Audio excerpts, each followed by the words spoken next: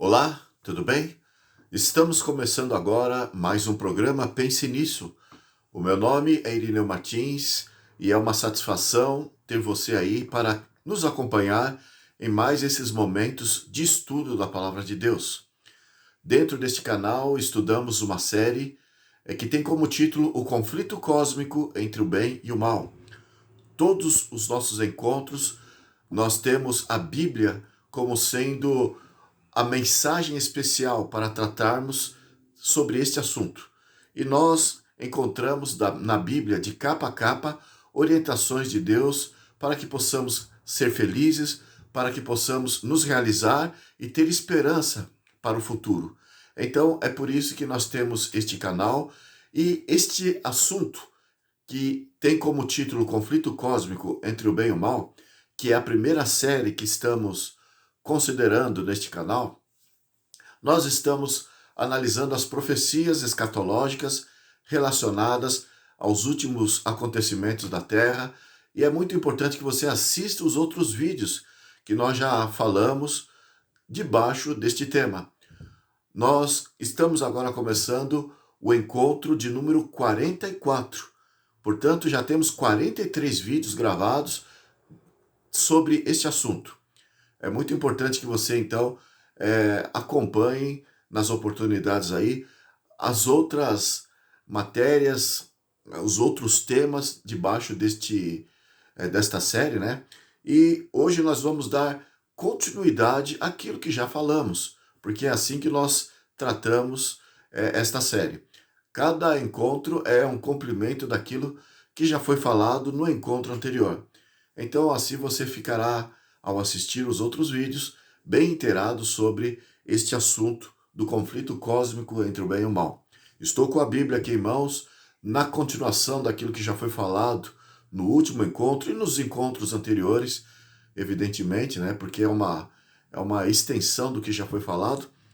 Hoje nós vamos explicar mais a fundo, pela palavra de Deus, como que está a situação de Israel aos olhos de Deus. Para tanto, eu com a Bíblia aqui em mãos, peço que você também possa ter uma Bíblia para acompanhar os textos que a partir de agora nós vamos tratar aqui, vamos considerar para explicar este assunto sobre o caso do povo de Israel aos olhos de Deus. Deus, quando colocou o povo de Israel lá na Terra Santa, nós vemos na Bíblia orientações de Deus para que o povo permanecesse ali sob as suas bênçãos, né? Como o povo seleto, como o povo especial em relação aos demais povos. Então, houve uma condição. Abra a tua Bíblia em Deuteronômio capítulo 28. Este capítulo fala das bênçãos e das maldições que recairiam sobre o povo de Israel se o povo, na verdade, desejasse realmente ser um povo exemplo, um povo escolhido, um povo especial de Deus na terra. Então Deus, para manter este povo sob a sua tutela, a sua direção, de uma forma exemplo para as outras nações, deveriam prestar atenção a essas primeiras recomendações que Deus deu para ele, né, como povo de Deus, para que realmente eles pudessem ser um povo usado por Deus. Então vamos hoje considerar as bênçãos que aqui em Deuteronômio capítulo 28 nós encontramos de orientações da parte de Deus para o povo de Israel. No próximo encontro, ainda dentro deste mesmo capítulo 28, nós vamos analisar as maldições e vamos analisar isto a fundo, ok? Vamos ver então hoje só as bênçãos. Capítulo 28 de Deuteronômio, dos versos 1 ao 14. Nós lemos assim: se atentamente ouvires a voz do Senhor, é Deus que está dizendo, hein? Então, se atentamente ouvires a voz do Senhor, teu Deus, tendo cuidado de guardar todos os seus mandamentos, que hoje te ordeno, o Senhor teu Deus te exaltará sobre todas as nações da terra. Se ouvires a voz do Senhor teu Deus, virão sobre ti e te alcançarão todas essas bênçãos. Verso 3 continua: Bendito serás tu na cidade e bendito serás no campo. Bendito o fruto do teu ventre, e o fruto da tua terra, e o fruto dos teus animais, e as crias das tuas vacas e das tuas ovelhas. Bendito o teu cesto e a tua amassadeira. Bendito serás ao entrares e bendito ao saíres. O Senhor fará que sejam derrotados na tua presença os inimigos que se levantarem contra ti. Por um caminho serão contra ti, mas por 7 caminhos fugirão da tua presença. Veja como Deus estava cercando o povo de Israel com bênçãos especiais. Eu achei bonita essa colocação. Eles virão com confiança os seus inimigos. Virão contra ti por um só caminho, mas serão tão derrotados, sofrerão tantos prejuízos, tantas baixas, que eles fugirão por 7 caminhos. Então veja, continuando o verso 8. O Senhor determinará que a bênção esteja nos teus celeiros e em tudo que colocares a mão, e te abençoará na terra que te dá o Senhor teu Deus. Então, eles serão abençoados de todas as maneiras. O verso 9. O Senhor te constituirá para si em povo santo, como te tem jurado, quando guardares os mandamentos do Senhor teu Deus e andares nos seus caminhos. Então veja que é sempre sob condição. O verso 10 continua. E todos os povos da terra verão que és chamado pelo nome do Senhor e terão medo de ti. O Senhor te dará abundância de bens no fruto do teu ventre, no fruto dos teus animais e no fruto do teu solo, na terra que o Senhor, sobre juramento a teus pais, prometeu dar-te. O Senhor te abrirá o seu bom tesouro, o céu, para dar chuva à tua terra no teu tempo, e para abençoar toda a obra de tuas mãos. Emprestarás a muitas gentes, porém tu não tomarás emprestado. O Senhor te porá por cabeça e não por cauda, e só estará em cima e não debaixo, se obedeceres aos mandamentos do Senhor. Veja, é clara a condição. Se obedeceres aos mandamentos do Senhor teu Deus. E o verso 14 aqui encerra. Não te desviarás de todas as tuas palavras que hoje te ordeno, nem para a direita e nem para a esquerda, seguindo outros deuses para os servires. Enfim, nós temos aqui esta visão clara da parte de Deus, uma visão condicional. O Deus iria rechear o povo de Israel de muitas bênçãos, e a sua proteção estaria sempre com o seu povo, se o povo obedecesse e fosse fiéis àquilo que Deus havia imposto para eles serem fiéis. Os inimigos iriam se levantar, no entanto, todos eles seriam derrotados de forma vergonhosa. E nós vimos no encontro passado, e no outro encontro também, sobre a condição de Israel, que Daniel recebeu uma orientação de Deus por parte do anjo Gabriel, Deus enviou o anjo Gabriel até o profeta Daniel, que se encontrava lá na Babilônia, a muitos e muitos quilômetros longe de Jerusalém. E Daniel estava preocupado se Deus faria com que o seu povo, o povo de Israel, o povo judeu, voltasse. Estava preocupado se Deus faria com que o povo voltasse para as terras de onde viviam, para a Palestina, e voltasse para Jerusalém ali, como o povo outrora o era, protegido e assim por diante. Acontece que o anjo Gabriel foi da parte de Deus e avisou: Daniel, a tua preocupação será esclarecida. O teu povo, de fato, ainda terá 490 anos de oportunidade como povo seleto. Deus ainda irá pleitear a favor do seu povo. No entanto, a condição sempre foi a mesma. O povo só seria povo de Deus, o povo de Israel, caso se voltasse para Deus. É por isso que depois do cativeiro babilônico, Deus ainda enviou o profeta Ageu, enviou o profeta Zacarias, enviou o profeta Malaquias, porque Deus queria que o povo, quando se afastasse, que ainda pensasse que estavam debaixo da longanimidade, debaixo da oportunidade de Deus, né? Porque Deus ainda estava dando 490 anos para eles. Era para eles aproveitarem aquele tempo de misericórdia de Deus. Deus fez de tudo para que o povo fosse o povo seleto, o povo luz para todas as demais nações do mundo. Então nós temos aquilo que nós já analisamos, né? Caso o povo de Israel se colocasse debaixo da tutela de Deus, se submetesse ao cajado de Deus, Israel seria uma nação próspera. Vamos ver lá em Isaías capítulo 56, né, que Deus falou ali sobre o sábado, que era um sinal que Deus deixou bem claro, desde a criação, que Deus estabeleceu isso, o sábado, né, como sinal identificatório com o seu povo. E assim o povo de Israel, na época, era o povo de Deus.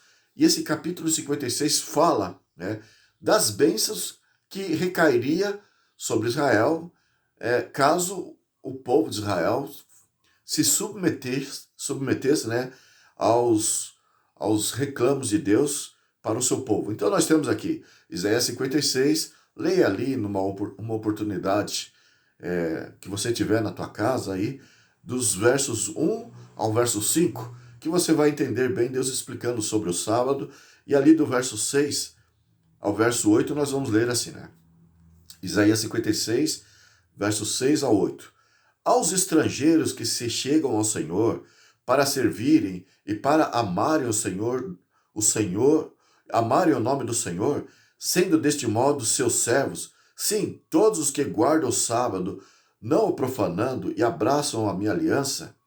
O verso 7 diz: também os levarei ao meu santo monte e os alegrarei na minha casa de oração.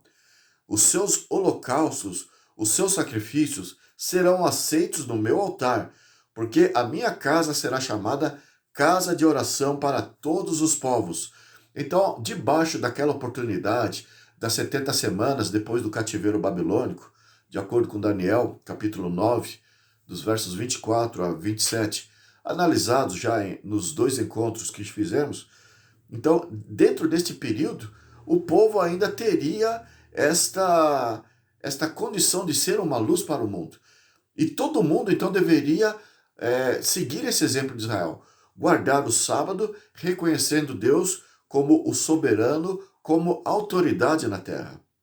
E o verso 8 diz, então, o verso 7 e o verso 8.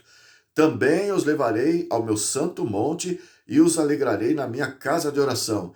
Os seus holocaustos, os seus sacrifícios serão aceitos no meu altar, porque a minha casa será chamada casa de oração para todos os povos. Eu repeti o verso porque deve ficar gravado aqui esta verdade que a Bíblia nos traz lá no Velho Testamento, né?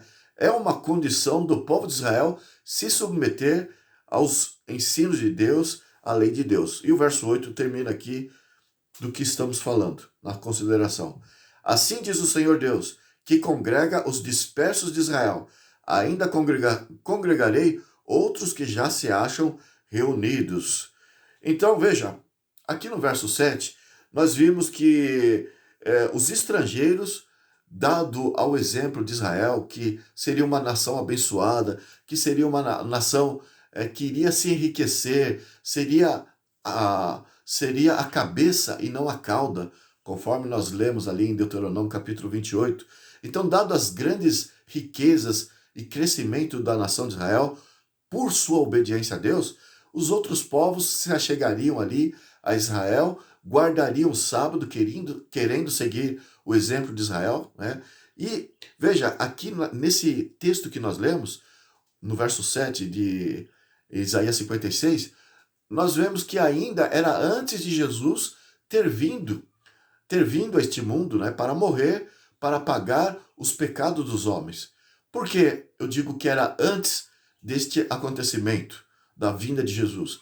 É porque aqui no verso 7 diz que os estrangeiros viriam para oferecer sacrifícios ao Senhor. E o assunto de sacrifícios você encontra lá em Hebreus capítulo 8, Hebreus capítulo 10, verso 1, capítulo 9. Ali, entre outros textos da Bíblia, explica que os sacrifícios iria perdurar até a vinda do Messias.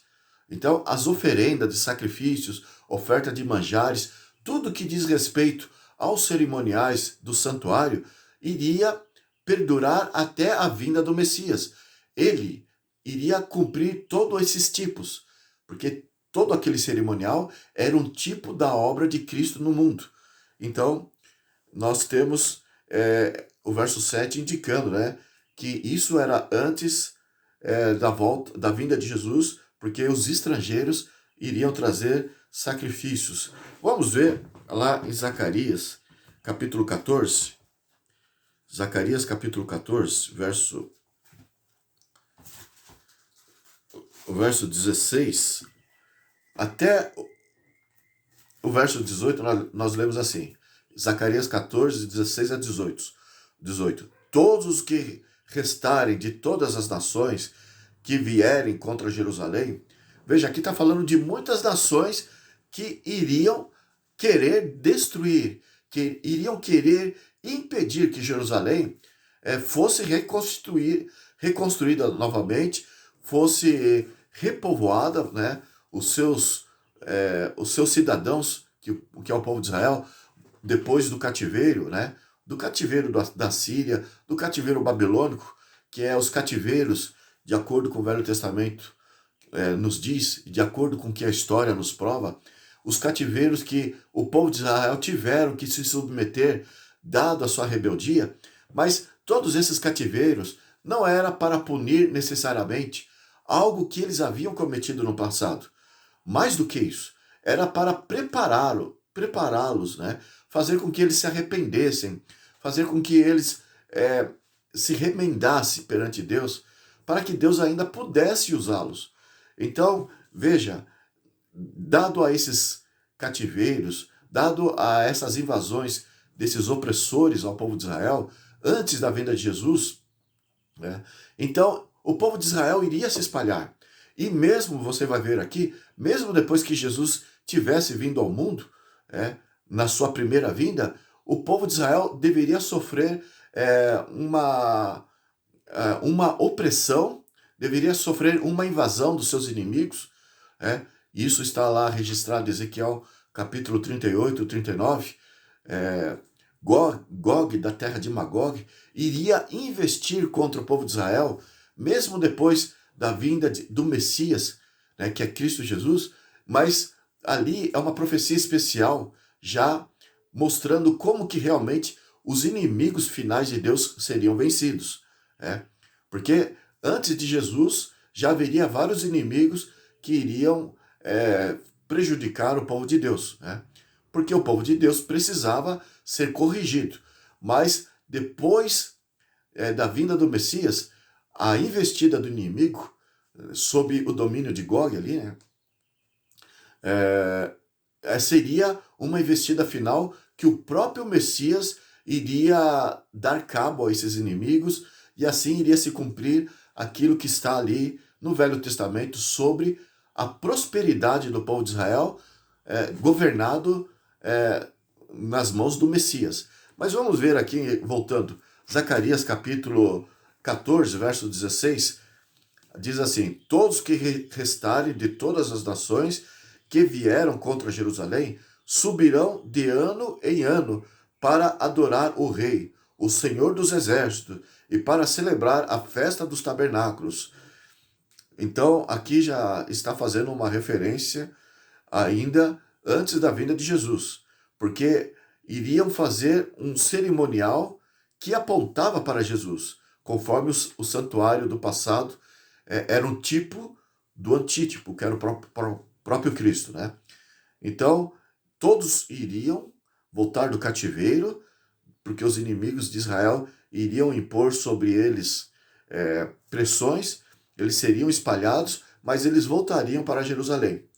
E assim nós vemos ali das mensagens de Ageu, de Zacarias, de Malaquias, depois do cativeiro, esse chamado para que eles voltassem para as terras ali, porque ainda Deus tinha um plano para com eles. Ainda, capítulo 14 de Zacarias, verso 17 em diante. Se alguma das famílias da terra não subir a Jerusalém para adorar o rei, o Senhor dos Exércitos não virá sobre ela, não virá, né, sobre ela chuva. Então vou ler melhor aqui, verso 17. Se alguma das famílias da terra não subir a Jerusalém para adorar o rei, o Senhor dos Exércitos, não virá sobre ela a chuva. Verso 18. Se a família dos egípcios não subir, nem vier, não cairá sobre eles a chuva. Virá a praga com que o Senhor ferirá as nações que não subirem a celebrar a festa dos tabernáculos. Então, é como eu disse, ainda era um cerimonial que deveria ser praticado anunciando a vinda do Messias. O verso 19 continua. Este será o castigo dos egípcios e o castigo de todas as nações que não subirem a celebrar a festa dos tabernáculos. O verso 20 continua. Naquele dia será gravado nas campainhas dos cavalos, Santo ao Senhor. Então, os cavalos teriam que era o veículo de guerra, né, para naqueles dias, né, para os povos daqueles dias, mas eles iriam guerrear tendo ali registrado sobre eles, nos seus mantos, né, nos seus ornamentos, o nome do Senhor ali, né? E ali o verso 20 continua. Naquele dia será gravado nas campainhas dos cavalos, Santo ao Senhor. E as panelas da casa do Senhor serão como as bacias diante do altar. Verso 21. Sim, todas as panelas em Jerusalém e Judá serão santas ao Senhor dos exércitos. Todos os que oferecem sacrifícios virão, lançarão mão delas e nelas cozerão a carne dos sacrifícios. Naquele dia já não haverá mercador na casa do Senhor dos Exércitos. O que está querendo dizer aqui? Está querendo dizer que o efeito da obediência do povo de Israel seria tão extenso que as nações que ficassem distantes de Israel, porque o nome de Deus se espalharia, muitos deles não poderiam ir até Jerusalém para oferecer sacrifícios, para oferecer oblações ao Senhor, e eles, então, Deus aceitaria os seus cultos, a sua adoração nas suas próprias casas. As suas panelas seriam usadas como se fosse aqueles instrumentos, né, as bacias que Deus usa ali no altar, lá em Jerusalém. Mas dado a distância, dado a extensão de território que o nome de Deus alcançaria, então, para que eles não precisassem ir até Jerusalém, nas suas próprias casas haveria aquele culto de adoração, né, de reconhecimento ao Senhor, porque Israel seria uma bênção sobre a terra. Malaquias capítulo 1, verso 11, o profeta que Deus usou, o último profeta que Deus usou antes de João Batista para anunciar Jesus, Malaquias 1, verso 11, dá seguimento dizendo assim: Mas desde o nascente do sol até o poente, é grande entre as nações o meu nome, e todo lugar lhe é queimado incenso e trazidas ofertas puras, porque o meu nome é grande entre as nações, diz o Senhor dos Exércitos.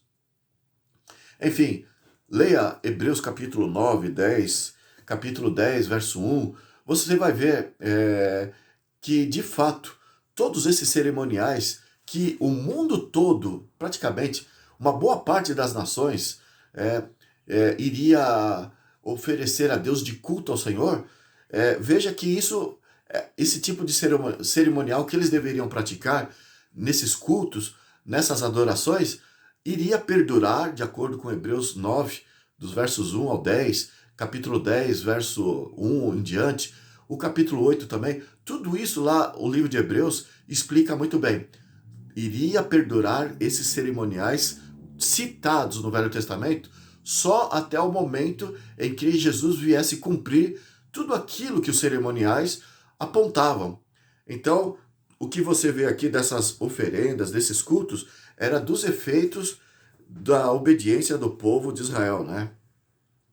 Então Deus iria restaurar a sorte do povo de Israel, mesmo depois do cativeiro, e o povo de Israel iria, de fato,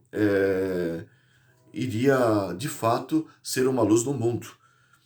Zacarias capítulo 13, verso 7, você vê que o apelo é para depois do cativeiro, porque esse profeta, como eu já falei, né, Ageu e Malaquias, vieram apelar ao povo de Israel para que depois do cativeiro voltassem para Jerusalém. Eu sei que a Bíblia fala que a terra iria se tornar como um jardim do Éden. Isaías capítulo 25, verso 8. Vamos ver aqui. Isaías 25, verso 8. Nós lemos assim: tragará a morte para sempre, e assim enxugará o Senhor Deus as lágrimas de todos os rostos, e tirará da terra o opróbrio o seu povo, porque o Senhor falou. Então o povo deixará de sofrer vergonha, porque Deus ainda iria pleitear, iria fortalecer e engrandecer o povo de Israel. Aquele povo de sangue que fazia a circuncisão, que era descendente direto de Abraão, e é o povo que do Velho Testamento é mencionado como um povo abençoado sob a condição de aceitar as mensagens de Deus. O verso 9 continua. Isaías capítulo 25, verso 9. Naquele dia se dirá: eis que este é o nosso Deus, a quem esperávamos, e ele nos salvará, e este é o Senhor, a quem aguardávamos. Na sua salvação exultaremos e nos alegraremos. Então, eles esperavam em Cristo, o Messias que estava por vir, a sua salvação. Deveria, pelo menos, ser assim. Esse era o plano original de Deus. E veja o capítulo 65 de Isaías, o verso 19. Nós lemos assim: e exultarei por causa de Jerusalém, e me alegrarei no seu povo, e nunca mais se ouvirá nela nem voz, nem choro e nem clamor. Ezequiel capítulo 36, verso 35 a 36. Veja que Deus está fazendo uma referência, sempre no Velho Testamento, à condição de Israel de ser obediente e para que pudesse receber o Messias. Então, nós temos Ezequiel, capítulo 36, verso 35 e 36. Então, sob esta obediência, disse assim, Ezequiel 36, 35 e 36. Dir-se-á: esta terra desolada ficou como o jardim do Éden. As cidades desertas, desoladas e em ruínas estão fortificadas e habitadas. Então as nações que tiverem restado ao redor de vós saberão que eu, o Senhor, reedifiquei as cidades destruídas e replantei o que estava abandonado. Eu, o Senhor, disse e o farei. Então, Deus prometeu restaurar Israel e fazer com que Israel fosse uma nação que iria sobrepujar as outras nações. E ele prometeu, e ele colocou aqui: eu prometi e o farei. Da parte de Deus, ele é infalível. Eu vou fazer e não vou mudar. É nesse sentido que ele confirma a sua profecia, confirma as suas promessas no Velho Testamento. Não é no sentido de que eu vou fazer de forma incondicional. Nós temos que entender que profecias condicionais, da parte de Deus, quando ele promete, ele diz que ele não irá se retratar. Ele não quebra a aliança. No entanto, a outra parte deve fazer o seu papel. Então, por exemplo, você encontra lá em Filipenses 1, verso 6 e verso 7, uma ideia do que nós estamos falando sobre as promessas de Israel para o povo, do Velho Testamento. E é uma coisa incondicional, é uma coisa condicional, e o povo deve se fazer parte, deve se submeter à condição. Então, o que diz Filipenses 1, verso 6 e verso 7? Ali diz: aquele que começou a sua boa obra há de concluí-la até o dia da sua vinda. Então Deus, individualmente falando, ele, a sua parte, ele vai fazer até o fim. Ele não vai, é, ele não vai deixar de cumprir o seu lado. Ele vai ser fiel até o fim. No entanto, ele respeita o livre-arbítrio, né? Então, mesmo ele começando a sua boa obra e procurando ir até o fim, Deus respeitando o livre-arbítrio, no caso lá de Filipenses 1, verso 6 e verso 7, no caso de respeitar o livre-arbítrio, Deus vai deixar com que a pessoa possa desistir, né, se ela preferir assim, né, e abandone os seus caminhos. E Deus vai permitir ela colher aquilo que ela semeou, aquilo que ela optou.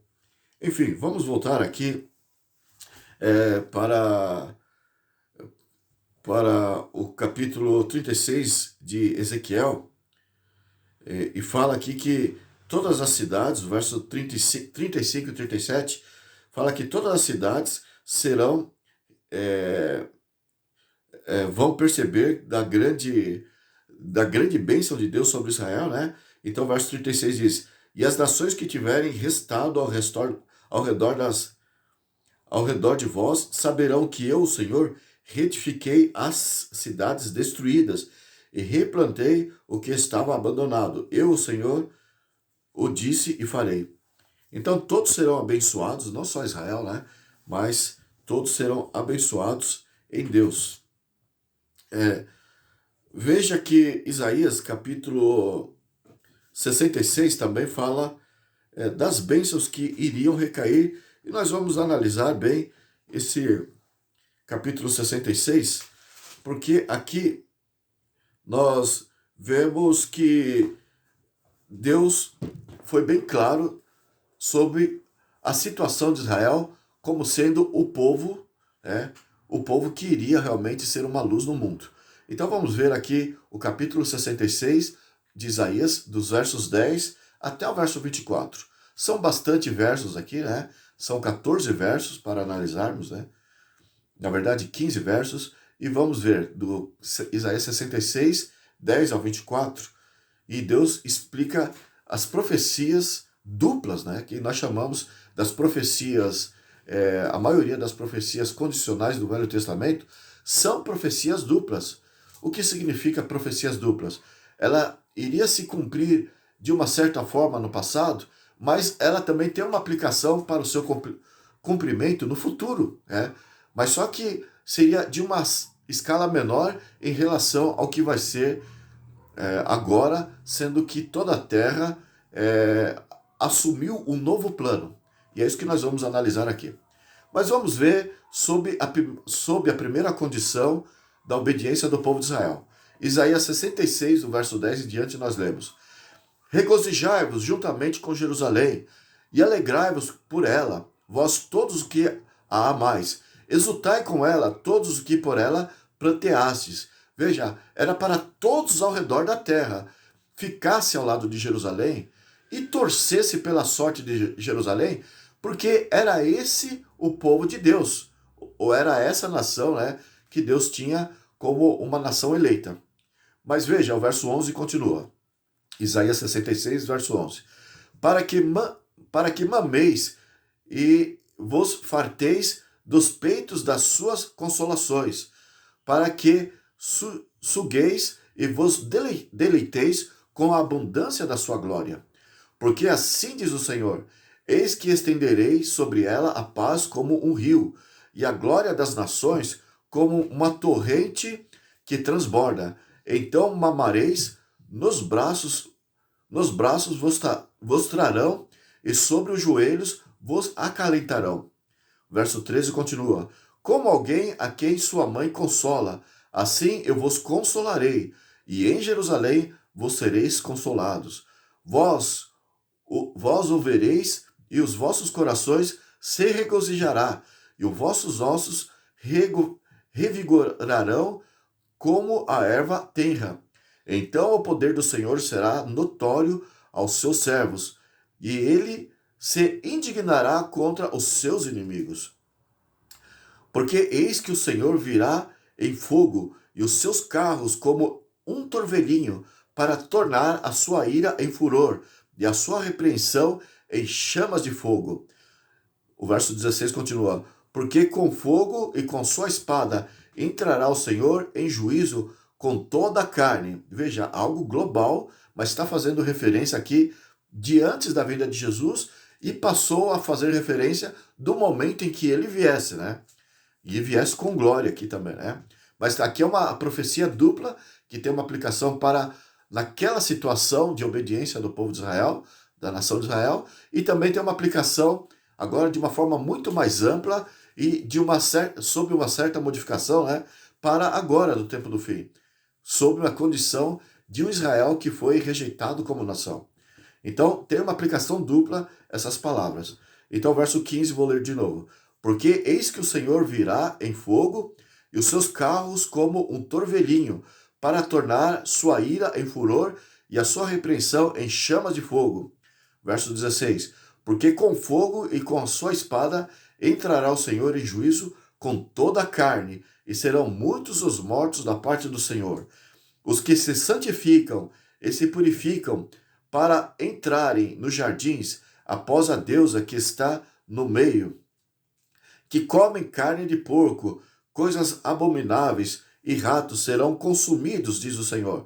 Está fazendo referência às pessoas que, os pagãos do Extremo Oriente, que desde o passado, assim, eles tinham essa dieta de comer qualquer coisa que lhe desse da teia, diferentemente do povo de Deus, que tinha uma orientação da dieta adequada, do alimento certo para se comer. Então todos aqueles que desconheciam ou rejeitavam por rebeldia as orientações de Deus, de como uma pessoa deve se alimentar, do que ela deve cumprir na sua vida, o que ela deve fazer, enfim. Então essas pessoas serão julgadas, entrarão em juízo com Deus, né? Então, verso 17, só para ficar bem enfatizado, vou ler de novo. Os que se santificam e se purificam para entrarem nos jardins após a deusa, está falando daqueles que praticavam idolatria, né? Que está no meio do jardim e que comem carne de porco, coisas abomináveis e rato serão consumidos, diz o Senhor. Porque conheço as suas obras, os seus pensamentos, e venho para ajuntar todas as nações e línguas. Elas virão e contemplarão a minha glória. Agora veja, está falando do povo de Israel sob a condição de obediência aos reclamos de Deus antes da vinda do Messias, para preparar a terra antes da vinda do Messias, para que todos os povos da terra pudessem realmente conhecer a verdade e se preparar para receber o seu Salvador, que era o Cristo que o povo de Israel tinha para pregar ao mundo, né? Então veja, então esse povo que tinha o sábado, aqui diz assim, o verso 19, porém entre elas um sinal, em Apocalipse capítulo 7, dos versos 1 ao 3, nos encontros passados, já falamos que a guarda do sábado é o sinal de Deus que vai identificar todos aqueles que se submetem à autoridade de Deus.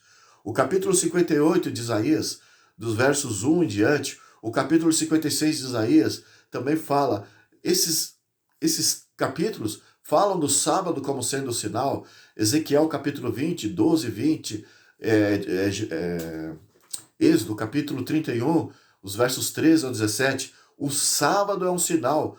Isso está do Velho ao Novo Testamento, e aqui Deus está evidenciando, né? Conforme Apocalipse 7, 1 ao 3, Apocalipse 7, 1 ao 3, os 10 mandamentos, já explicamos isso, é o que Deus vai fazer Deus selar o seu povo para mostrar que é um povo submisso a ele. Isaías capítulo 8, verso 20 também enfatiza que é a lei de Deus que deve ser selado entre o seu povo. Mas aqui está nessa linguagem. Isaías 66, verso 19.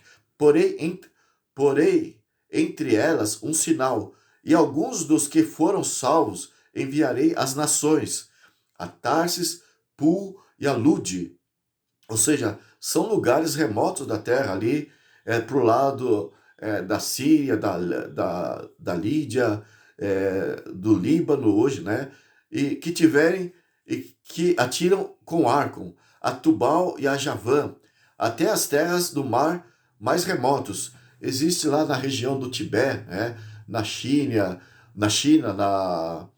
ali, nas regiões das grandes montanhas ali do Himalaia, existe pessoas que deveriam, o povo de Israel, deveriam ir até aqueles lugares remotos, e olha só como que deveria ser o trabalho deles, preparando o mundo para receber Jesus, né?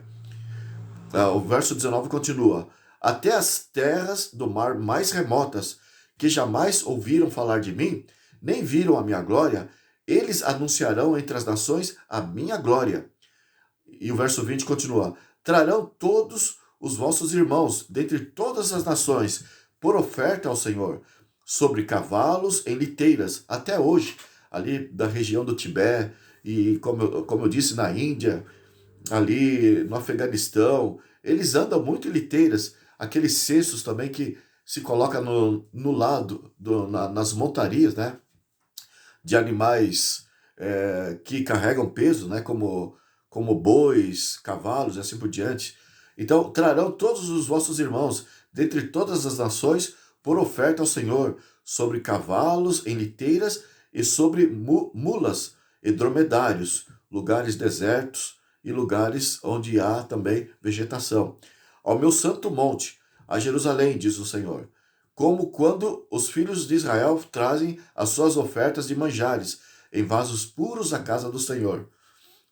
Aqui, na verdade, é uma declaração de como que até os gentios, dado ao exemplo de Israel, antes da volta de Jesus, seriam eficientes, seriam missionários, e eles também fariam o trabalho do povo de Israel, assim como o povo de Israel levam as suas ofertas ao templo todos os sábados ali, assim esses povos iriam levar esses novos conversos, esses interessados de todas as nações, eles iriam levar até perante ele, né?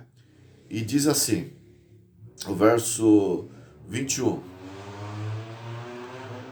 de Isaías 66, também deles tomarei alguns para sacerdotes e para levitas, diz o Senhor.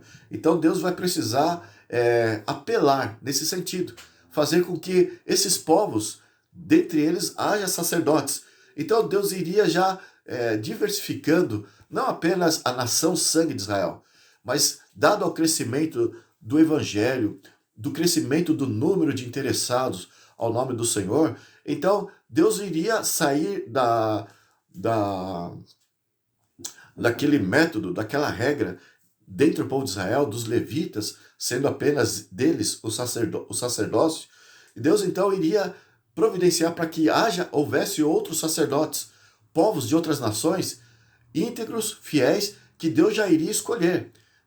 Por aí você percebe, não era apenas o sangue, não era apenas a raça da pessoa, mas Deus queria o evangelismo a nível global, e a todos que aceitassem a Deus iriam se agregando ao povo de Deus, se identificando com o povo de Israel, e Deus iria usando eles. E nós já vimos ali em Zacarias, no capítulo 16, você viu que não importa para Deus, né? Deus iria usar das panelas deles, iria povos que não pudessem ir até Jerusalém, as panelas deles serviriam como os utensílios que se usa lá no templo em Jerusalém. Por quê? Conforme eu expliquei, o nome de Deus seria conhecido por todo mundo, né? Então Deus iria apelar, né? Iria usar como providências para espalhar mais e mais esses situações como essas. O verso 22. Porque como novos céus e a nova terra que hei de fazer estarão diante de mim, diz o Senhor, assim há de estar a vossa posteridade e o vosso nome. E será que de uma lua nova a outra, e de um sábado a outro, virá toda a carne a adorar perante mim. E eles sairão e verão os cadáveres dos homens que prevaricaram contra mim, porque o seu verme nunca morrerá, nem o seu fogo se apagará, e eles serão um horror para toda a carne. Então, aqui nós vimos profecias duplas. ela tinha um cumprimento sob a obediência de Israel naqueles dias. No entanto, tem um cumprimento dessas palavras agora para o nosso tempo. São verdades eternas que, embora com algumas modificações, dado a negligência do povo de Israel, dado a omissão deles de serem o sacerdócio escolhido por Deus naqueles dias, então, dado a essa situação, as mudanças vieram, muitas coisas tiveram que mudar. No entanto, nós temos que identificar na Bíblia o que são profecias duplas, aquelas que teriam um cumprimento de um jeito, mas vai se cumprir de uma forma mais ampla, né? Conforme foi falado no Velho Testamento. Então, temos que entender o que é profecia dupla e temos que entender também que a situação é condicional. O que é profecia condicional de acordo com a palavra de Deus? Nós vemos aqui o fato que as coisas mudaram. Vamos abrir lá em São João, capítulo 11. Era para o povo estar preparado para receber o Messias.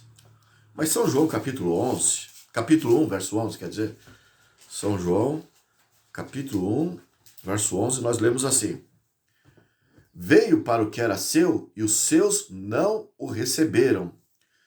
Então, além de não receber Jesus, o Messias, o povo de Israel foi um povo duro. O povo de Israel rejeitou todos os profetas que Jesus enviou. Vamos ver lá em Mateus capítulo 5. Jesus chegou a citar isso, capítulos 5, 13 a 16. Nós lemos assim. Olha a condição para o povo de Israel. Vós sois o sal da terra. Ora, se o sal vier a ser insípido, como lhe restaurar o sabor? Ou seja, se ele deixou de dar sabor à comida, aqui ele está colocando a condição que, infelizmente, é uma condição que não tem como ser reestruturada, não tem como ser modificada. Diz assim: se o sal vier a ser insípido, como lhe restaurar o sabor? Para nada mais presta, senão para ser lançado fora, ser pisado pelos homens. Então veja, já não tem mais valor. E o verso 14 continua, Mateus 5, 14 a 16.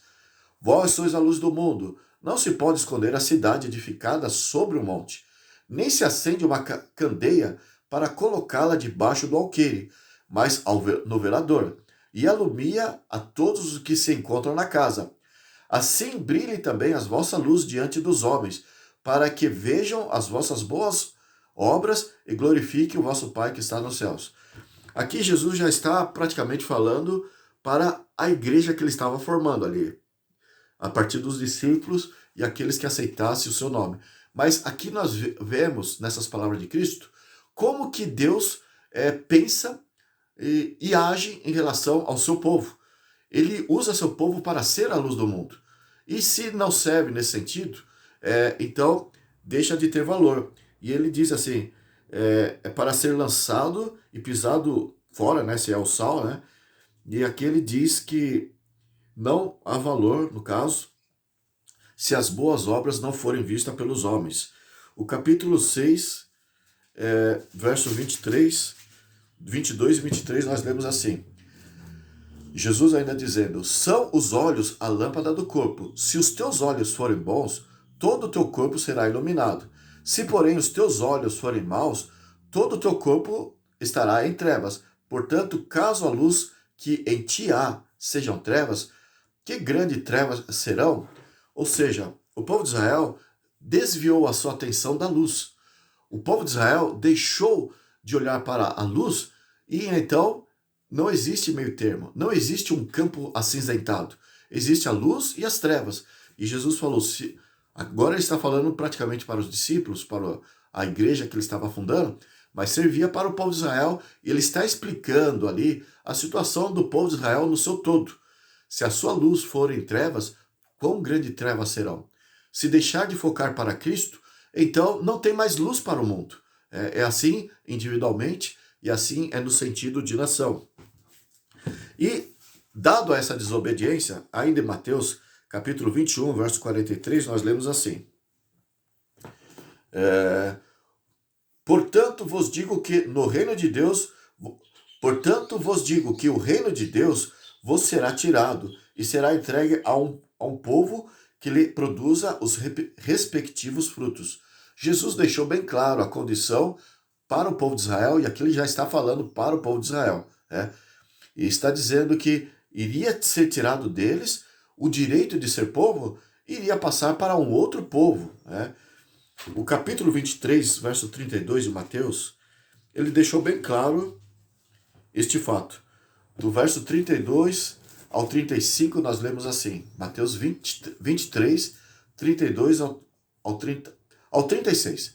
Mateus 23, 32 ao 36, assim está. Enchei-vos, pois, a medida de vossos pais, diz assim o verso 33, serpente, raça de víboras, como escapareis da condenação do inferno? Por isso, eis que eu vos envio profetas, sábios. Por isso, eis que eu vos envio profetas, sábios e escribas. A uns matareis e crucificareis, a outros açoitareis nas vossas sinagogas e perseguireis a cidade em Jerusalém. Jesus falou que enviou os profetas, aos sábios e os escribas, aqueles líderes do povo de Israel que mais dominavam as escrituras, eram os ensinadores das escrituras para o povo, e Jesus falou, olha, vocês se desviaram e eu enviei líderes, eu enviei profetas para trazer vocês para o caminho certo, porque vocês são a influência do povo, vocês são os líderes do povo, mas ao invés de se arrependerem, aceitarem as suas orientações, os seus conselhos, admoestações, vocês agiram de forma agressiva. Vocês mataram, vocês crucificaram, açoitaram nas vossas sinagogas, perseguiram nas cidades os profetas que eu vos enviei. E o verso 35 continua, Mateus 23, 35. Para que sobre vós recaia todo o sangue justo derramado sobre a terra, desde o sangue do justo Abel até o sangue de Zacarias, filho de Baraquias. Se você for ler lá Zacarias 1, verso 1, então você vai ver que ele está falando, Jesus está condenando eles, porque eles mataram Zacarias, e Jesus culpa eles desde o tempo do sangue de Abel, que foi derramado pelo injusto Caim. Então, eles têm o mesmo espírito, e sobre eles o juízo de Deus será de igual forma. Então o verso 35 termina, a quem matasses entre o santuário e o altar. E o verso 36, em verdade vos digo que todas essas coisas hão de vir sobre esta presente geração.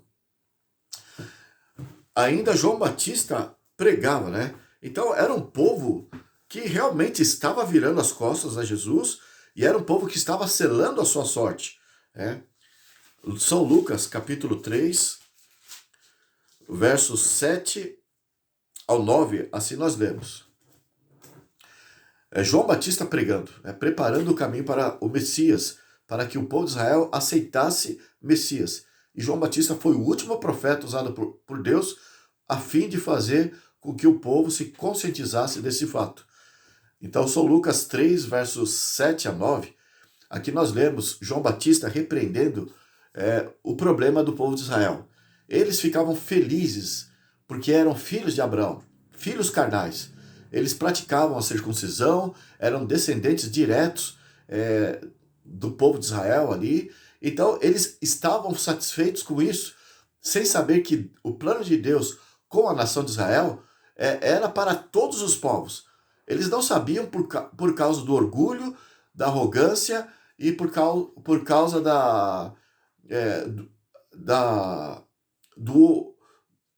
porque eles se fecharam, né? Então o preconceito que eles tinham era tão grande contra outros povos, tendo se fechado e achando que eles estavam seguros dado a linhagem que eles possuíam. Então veio João Batista e pregou assim, Lucas 3, 7 ao 9. Dizia ele, pois as multidões que saíram para serem batizadas. Olha a pregação de João Batista, como era clara em abrir os olhos daquele povo. Raça de víboras, quem vos induziu a fugir da ira vindoura? produzir, pois, frutos dignos de arrependimento. Eles tinham que produzir frutos, eles tinham que ser missionários, ser a luz do mundo. E no sentido de arrependimento, no sentido de conversão, de circuncisão do coração. Então diz assim: e não comeceis a dizer entre vós mesmos, temos por pai Abraão, porque eu vos afirmo que destas pedras Deus pode suscitar filhos a Abraão. E também já está posto o machado à raiz, a raiz das árvores. Toda árvore que não produz bom fruto é cortada e lançada no fogo. Então aqui é uma referência ao inferno, né? Vamos ver isso lá em Salmos 9, verso 17. Então toda árvore que não produz fruto, disse João Batista, é cortada e lançada no fogo. Salmos, capítulo 9, verso 17, nós temos essa declaração bíblica.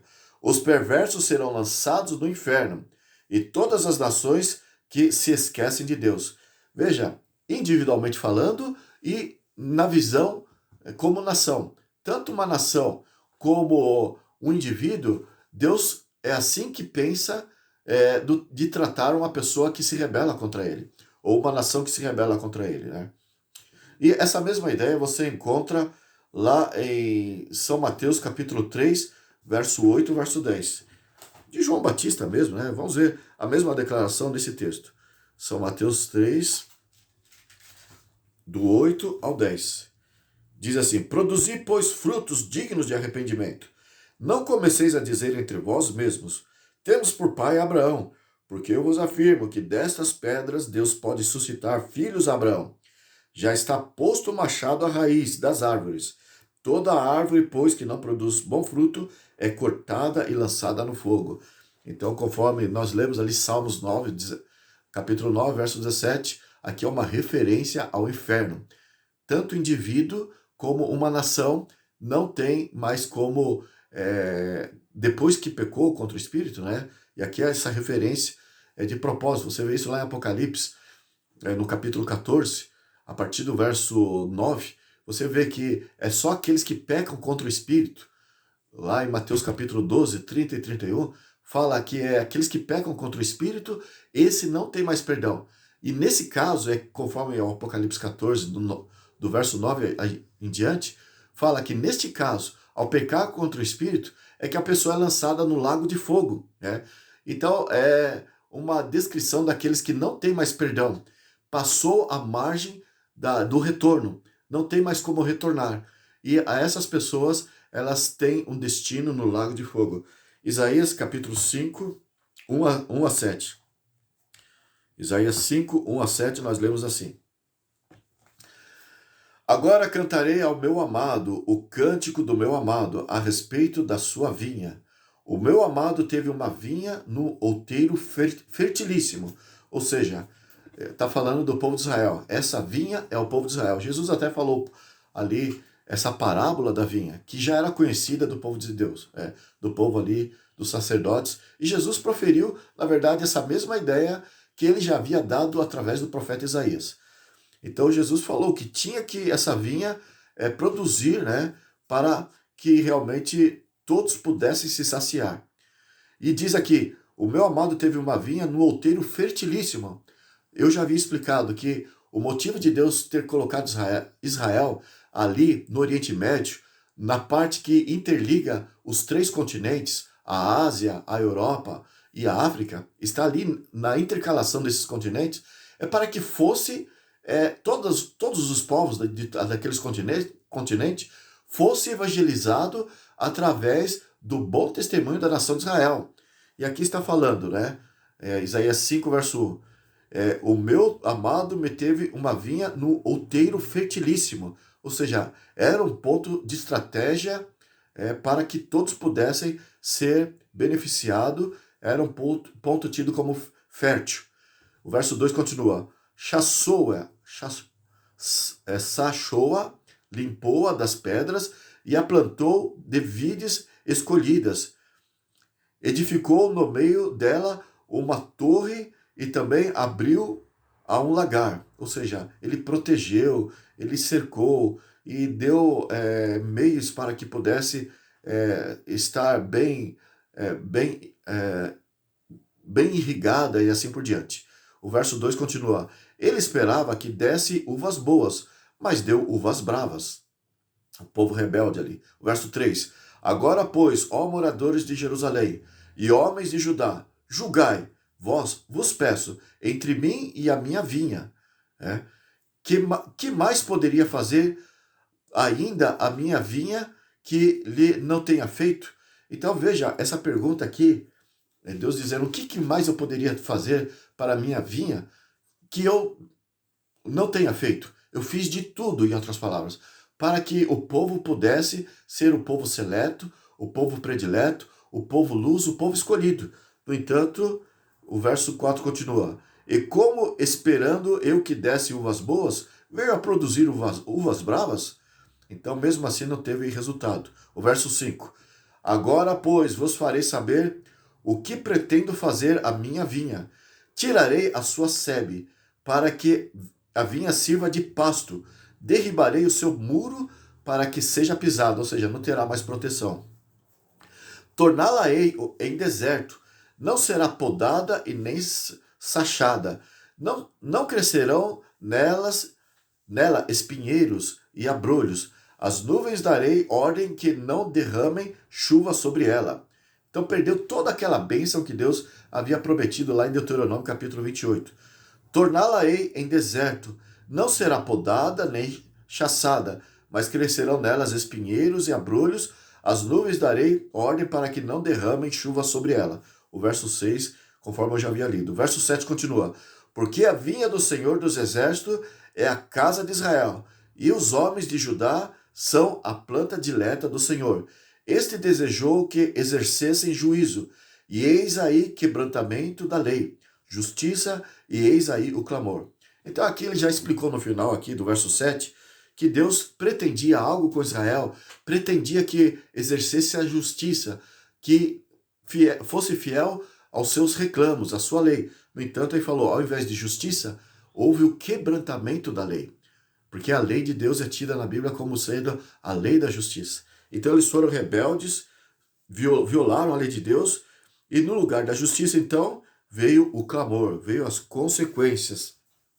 Enfim, na justiça de Deus, Deus age assim com todas as pessoas e com todos os povos. Então, tanto a nação de Israel como indivíduos, Deus é uma coisa só.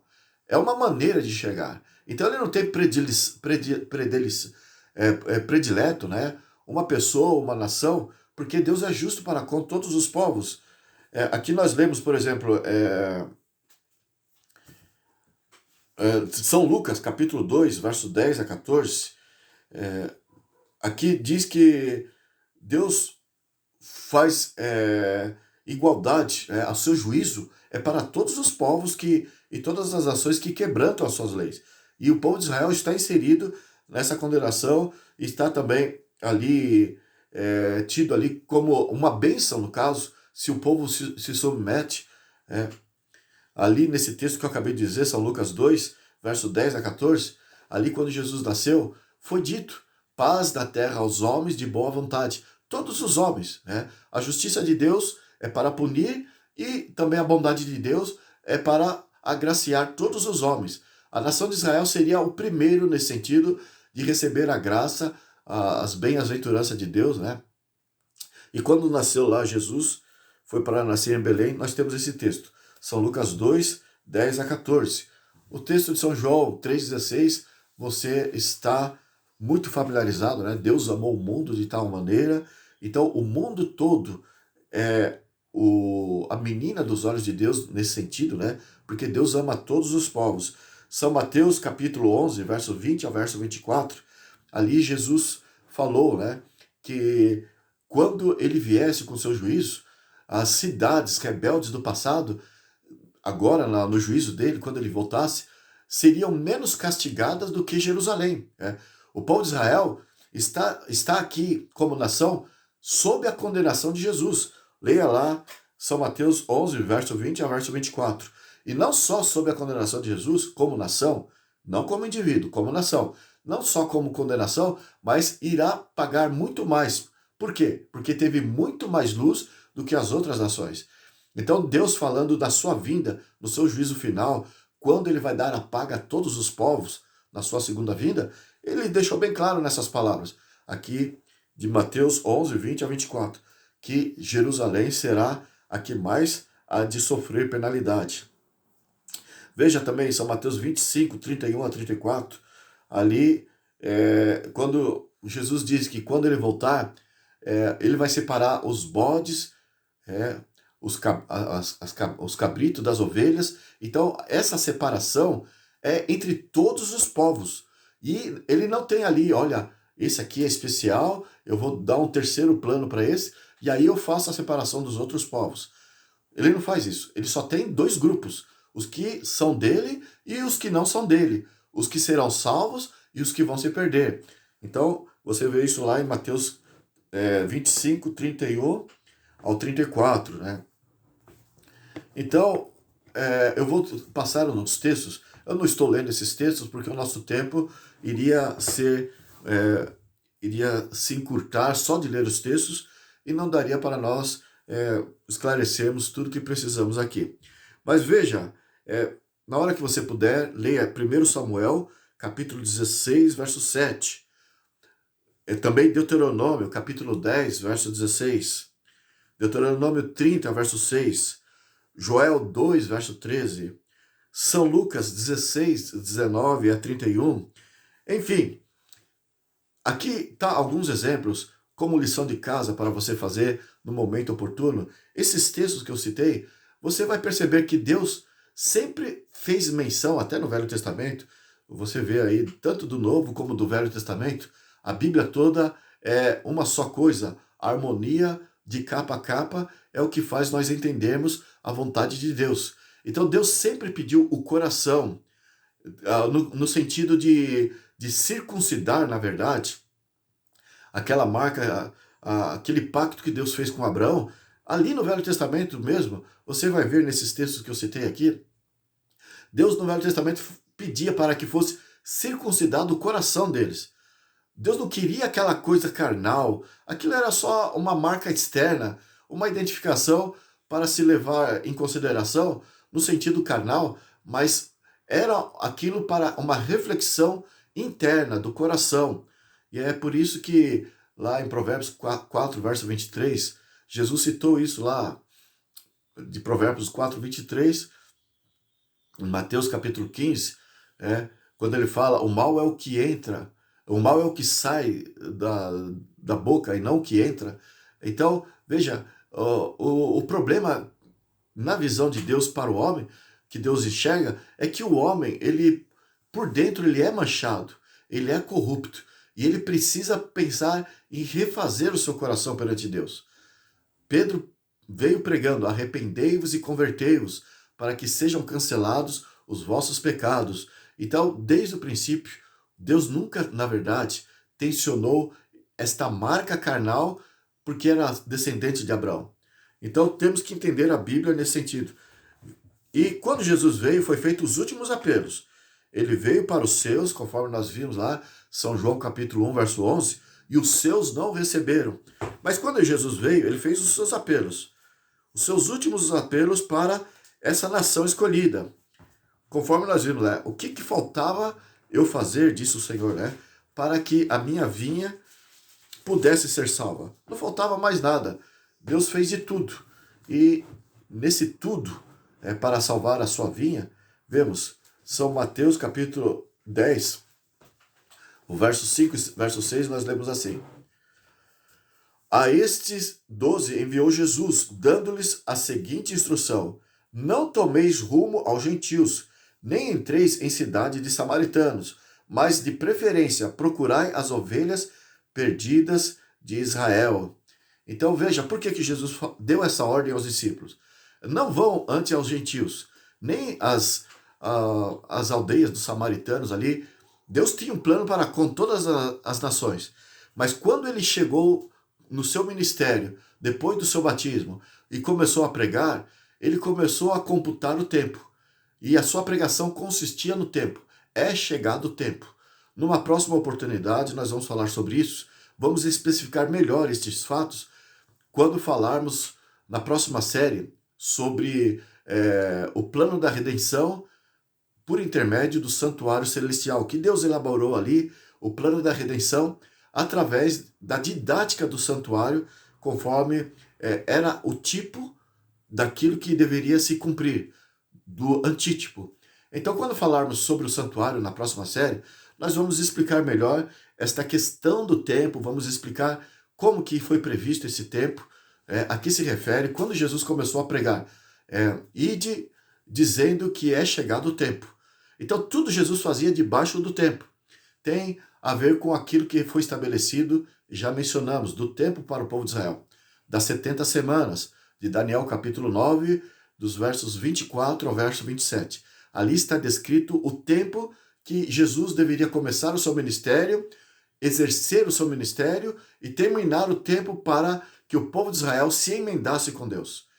E ali das 70 semanas, o tempo de perdão, o tempo de oportunidade, o tempo de misericórdia de Deus depois do cativeiro babilônico se estenderia até depois de Cristo, né? Pouco depois do seu ministério, depois dele ter morrido e ter subido ao céu, mas ele comissionou seus discípulos para que ainda permanecessem em Jerusalém, porque ele subiria ao céu, porque ainda eles deveriam chamar o povo de Israel até o último momento que foi profetizado para o tempo do povo de Israel. Mas nós vamos detalhar isso de uma forma muito mais ampla na próxima série, quando falarmos sobre o santuário. Mas veja aqui em São Lucas, capítulo 19, o fato é que Jesus pediu para que fossem as ovelhas perdidas de Israel, porque ainda elas deveriam ser alcançadas. E Jesus fez de tudo. O verso 41 ao 44 nós lemos assim, Jesus, ainda no seu ministério, chorou, e nós vemos assim, Lucas 19, 41 ao 44. Quando ia chegando, vendo a cidade, chorou e dizia, se conheceras por ti mesma, ainda hoje, o que é devido à paz, ou seja, por que você ainda tem a paz, né? Mas isso está agora oculto aos teus olhos. Então o povo de Israel não estava vendo, ao negar Jesus seria crucificado depois dessas palavras, né? O povo de Israel não estava vendo que eles estavam selando a sorte deles. O verso 43 continua. Lucas capítulo 19, verso 43.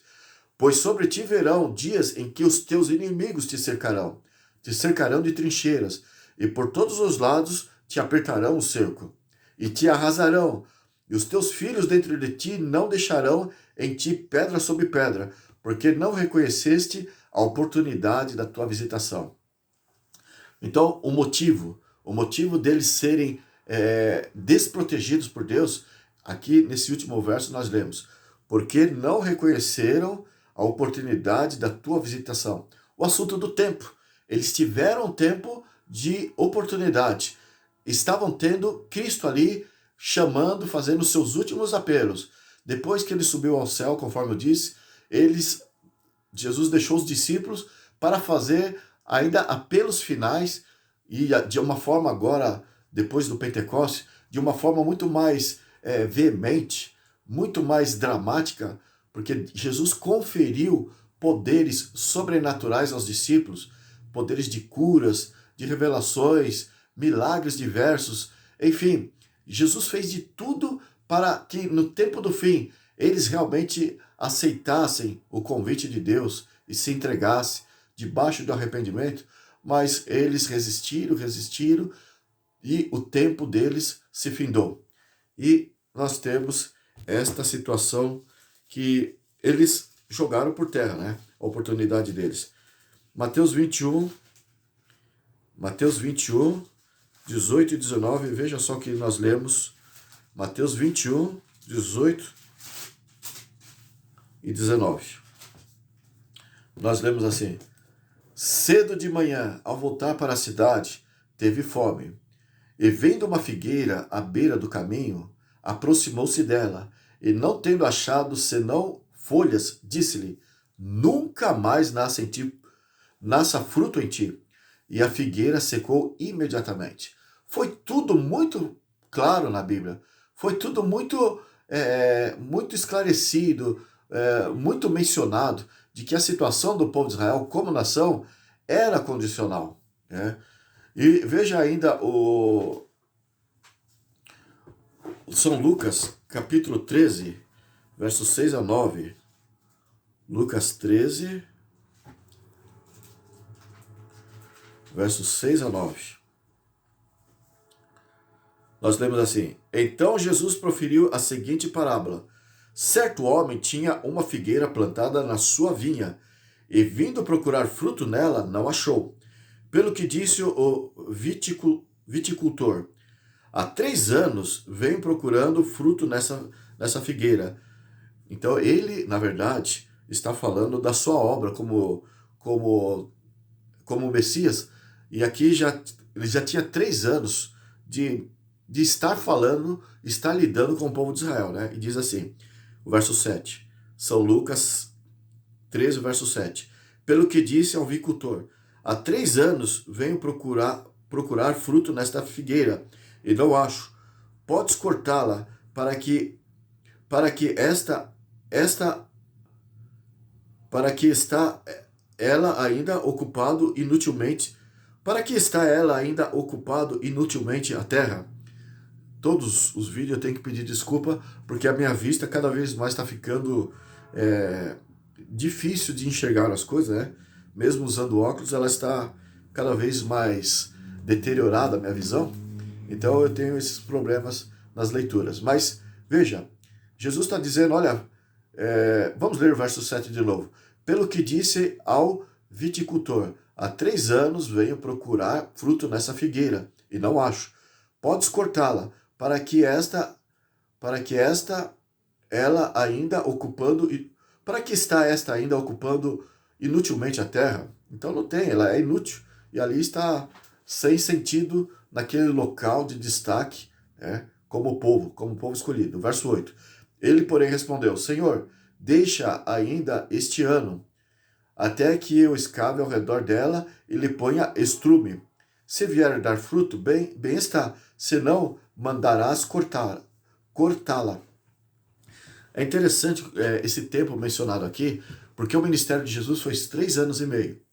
E aqui está falando de que a profecia do tempo é que depois que ele começou o ministério dele, ainda o povo teve um tempo para continuar como povo, e aqui está falando, deixa ainda, vamos dar mais uma oportunidade. Caso ainda não produzir frutos, aí será cortado. E veja, então, está dentro dos limites do tempo que Deus estabeleceu da profecia de Daniel 9, verso 24 a verso 27. Ainda, veja, São Lucas, capítulo 13, verso 34 e verso 35. Jesus disse assim, finalmente: Jerusalém, Jerusalém, que matas os profetas e apedrejas os que te foram enviados. Quantas vezes quis eu reunir teus filhos, como a galinha ajunta os dos teus próprios ninho debaixo das asas, e vós não os quisestes. Eis que a vossa casa vos ficará deserta, e em verdade vos digo que não mais me vereis, até que venhais a dizer, bendito que vem o nome do Senhor. Então veja, ainda em São Lucas, capítulo 21, verso 23, nós lemos assim, verso 43. São Lucas 21, verso 43, nós lemos: Portanto vos digo que o reino de Deus vos será tirado e será entregue a um povo que lhe produza frutos. É o texto que nós já lemos. E, enfim, o fato é que a Bíblia mostra que há limites nas oportunidades de Deus. Gálatas 6, verso 7 diz que nós não devemos brincar com Deus. De Deus não se zomba. E deixa bem claro, aquilo que o homem semear, isso também ceifará. E as promessas de bênçãos para o povo de Israel, conforme nós lemos lá em Deuteronômio, capítulo 28, dos versículos 1 em diante, até o verso 14, ali era sob a condição, bem claro o texto ali, de aceitarem a Deus, de se subordinarem às orientações de Deus, né? Mas o povo foi negligente. Deus então não poderia deixar o povo com as costas viradas a Deus e permanecer ainda com esse povo que definiu a sua sorte. Definiu crucificar Jesus, ao invés de aceitar Jesus, ao invés de preparar o caminho para que todos aceitassem o Messias, o Cristo profetizado, que foi Jesus. Ao invés disso, eles viraram as costas para Cristo e, de repente, Deus não poderia permanecer debaixo dessa rejeição, tendo ainda eles como povo. A modificação, então, foi que os gentios passaram a ser o povo de Deus. Eu vou passar uns outros textos aqui, eu já falei isso nos encontros anteriores, mas você confirma isso lendo ali na oportunidade que você tiver. Em 1 Pedro 2, verso 9, é um texto que fala que agora os gentios é o povo de Deus. Eu estou vendo que falta uns 10 minutos ainda, então eu vou me dar ao luxo de ler esses textos, ao invés de só passar como lição para você estudar depois. Vamos ler 1 Pedro 2, verso 9. Porque é importante folhearmos a Bíblia, e já que estamos aqui e faltam uns 10 minutos ainda, então nós lemos assim, 1 Pedro 2, verso 9. Pedro disse assim, para os gentios agora, a nova condição, né? Mudou a situação. Diz assim, vós, porém, sois raça eleita, sacerdócio real, nação santa, povo de propriedade exclusiva de Deus, a fim de proclamardes as virtudes daquele que vos chamou das trevas para a sua maravilhosa luz. Verso 10. Vós, sim, que antes não erais povo, mas agora sois povo de Deus, que não tinhais alcançado misericórdia, mas agora alcançaste misericórdia. Eu já citei esses textos do Novo Testamento no encontro passado aí, ou nos encontros passados, mas eu estou aqui só reforçando em respeito a você que talvez não assistiu o nosso vídeo anterior, e ainda reforço o meu pedido, se não assistiu, assista os outros vídeos, porque você vai entender bem esta condução nossa que estamos a fazer aqui sobre esse assunto. Romanos 9, 6 a 8, nós lemos assim.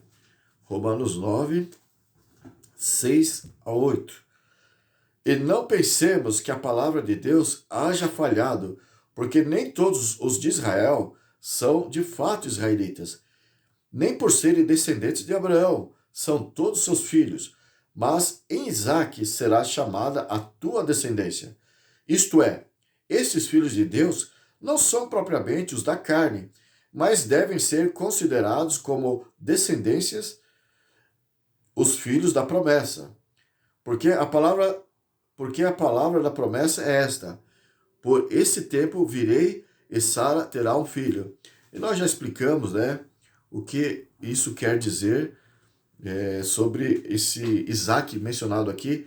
Não é para mencionar necessariamente os descendentes legítimos de Abraão, descendentes da carne, mas Isaque foi usado aqui pelo apóstolo Paulo, para exemplo, mostrando como que a situação do povo de Deus passou a ser depois que o povo de Israel foi rejeitado como nação, depois que o povo de Israel pecou contra o Espírito como nação.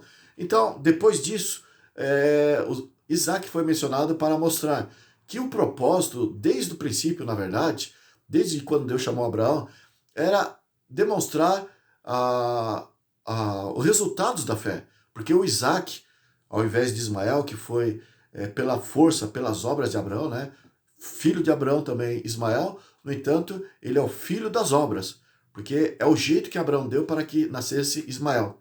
Mas Isaque foi escolhido pelo apóstolo Paulo aqui, à igreja de Roma, para mostrar que os descendentes de Abraão são aqueles que se deixam,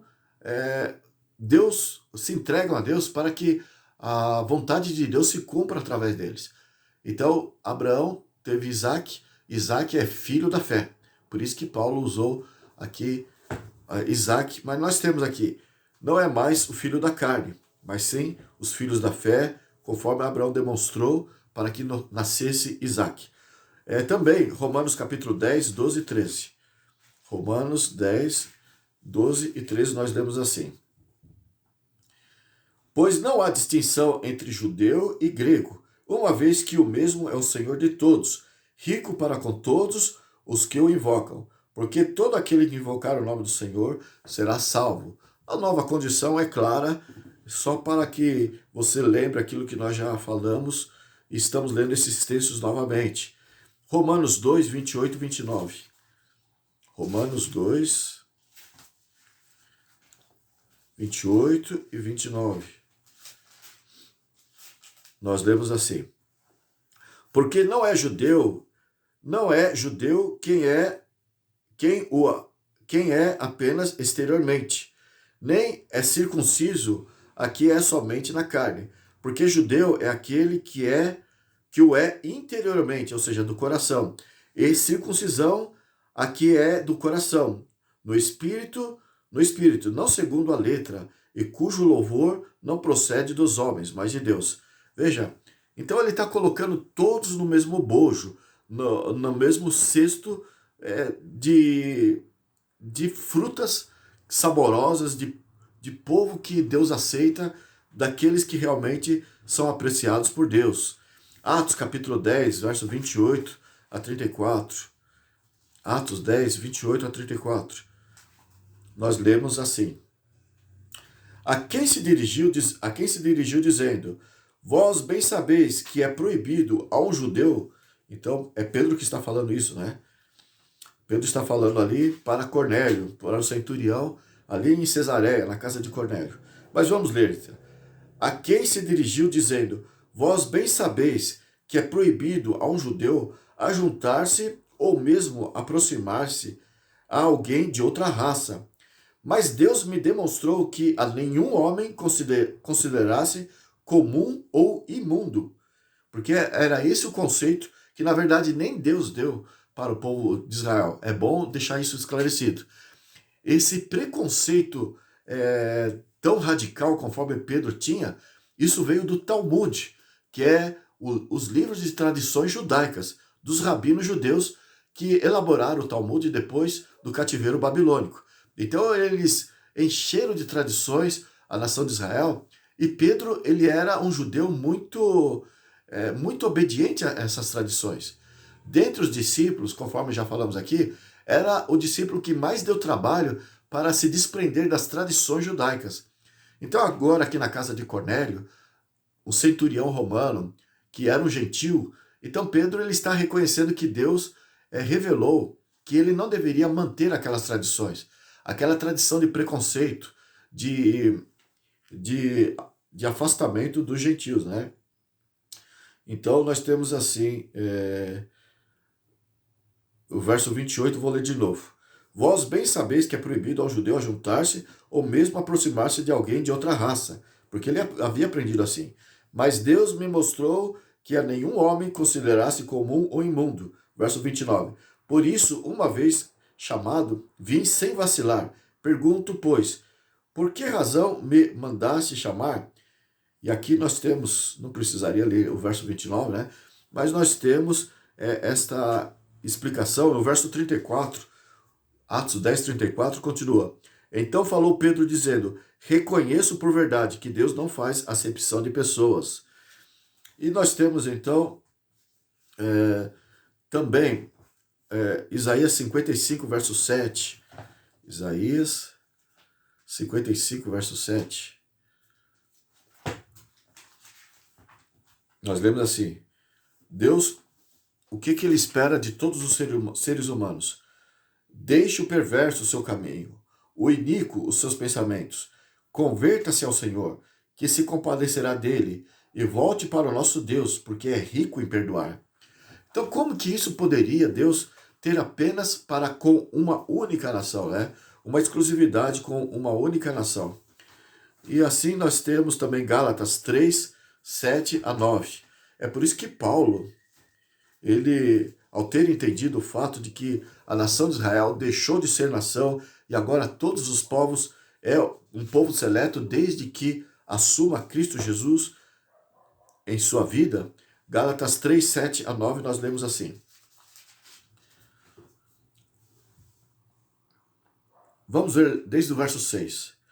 Ó, o caso de Abraão, que creu em Deus, e isso lhe foi imputado para a justiça. Verso 7. Sabei, pois, que os da fé é que são os filhos de Abraão. Ora, tendo a Escritura previsto que Deus justificaria pela fé os gentios, preanunciou o evangelho a Abraão.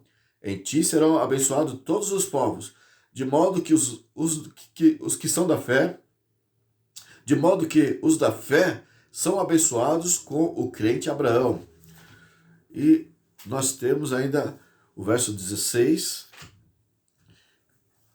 que diz assim, Gálatas 3,16. Ora, as promessas foram feitas a Abraão e ao seu descendente. Não diz e aos descendentes, como que falando de muitos, porém como de um só, e ao teu descendente, que é Cristo.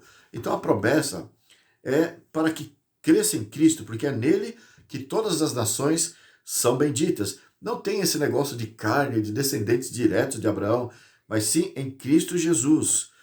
E o verso 27 ao verso 29 de Gálatas. Gálatas 3, 27 ao 29. Porque todos quanto fostes batizados em Cristo, de Cristo vos revestistes. Dessarte, não pode haver judeu, nem grego, nem escravo, nem liberto, nem homem, nem mulher, porque todos vós sois um em Cristo Jesus. E se sois de Cristo, também sois descendentes de Abraão, e herdeiros segundo a promessa.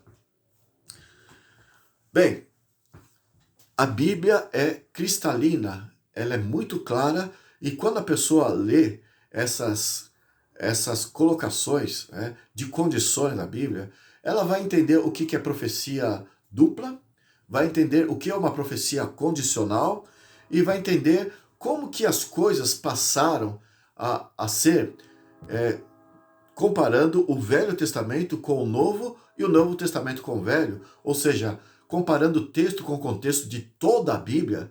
É por isso que Jesus falou, examinais as Escrituras, porque julgais ter nela a vida eterna, e são elas que de mim testificam. Então, na verdade, a referência a princípio era sobre o Velho Testamento, dessas palavras de Jesus, porque era a única escritura existente até então, mas ela foi reconhecida no Novo Testamento como sendo a palavra de Deus. Tanto como o Velho, assim também nós temos o Novo. E é comparando o Velho com o Novo é que nós temos uma luz ampla de toda a situação. Então havia uma condição no Velho Testamento. Havia uma situação debaixo de uma condição no Velho Testamento. E era mais para o povo de Israel. E as profecias, então, dentro desta condição, elas eram condicionais e elas eram duplas. Tudo aquilo que é dito agora no Novo Testamento é que é prioridade para entendermos o que vai acontecer então. As profecias do Velho Testamento apenas vai servir para nós, a partir de então, em questão de profecia, para montar a mensagem que Deus está trazendo no Novo Testamento, as mensagens proféticas. Então, fazendo esta montagem, usando como base o Novo Testamento e o Velho para explicar o Novo, e também vice-versa, porque toda ela é um conjunto só, que se explica por si só. Então, fazendo este apanhado, tendo como base o Novo Testamento, nós vamos entender agora, usando o Velho Testamento como recurso, nós vamos entender como que se dará o cumprimento das profecias que agora, debaixo dessa modificação de nação de Israel para a igreja, como é que vai funcionar, então, o que Deus tem a nos dizer do cumprimento das profecias. Vamos terminar lendo Apocalipse 1:19, o que foi dito a respeito da mudança. O Apocalipse, então, tem revelações para o tempo do fim. O anjo Gabriel trouxe as mensagens, Jesus trouxe a mensagem para João, que estava ali, para escrever o Apocalipse. E Apocalipse 1:19 diz assim, escreve, pois, as coisas que viste, e as que são e as que hão de acontecer depois destas. Aqui nós vamos ver, a partir de então, como que as coisas passaram a ser encaradas por Deus. Quais são as modificações que passaram a existir da palavra de Deus, do cumprimento das profecias. E é por isso que nós precisamos ver o próximo vídeo que vamos gravar, você precisa ver, porque você vai entender como que passou a ser visto as profecias de acordo com a mudança que Deus fez de povo de Israel para povo independente de raça, nação e língua. Né? Agora o seu povo seleto não é mais o povo de Israel. E é importante você entender essas profecias para que você não seja desvirtuado por falsas interpretações proféticas, ainda focando a sua atenção para a nação de Israel, achando que aquela nação de Israel ainda é o povo de Deus, porque você lê algumas profecias que Deus parece estar indicando de forma incondicional, mas nós vamos esclarecer muito mais a partir do próximo encontro como que passou a ser o cumprimento das profecias e o que Deus tem para nós de revelações para o tempo do fim. Por hora, nós ficamos por aqui. Mais uma vez eu agradeço a Deus por ter nos ajudado nesta mensagem e agradeço a você por ter estado conosco e peço que você pense nisso e não deixe de nos acompanhar no próximo encontro. Que Deus possa te abençoar e fique com Deus. Até o próximo.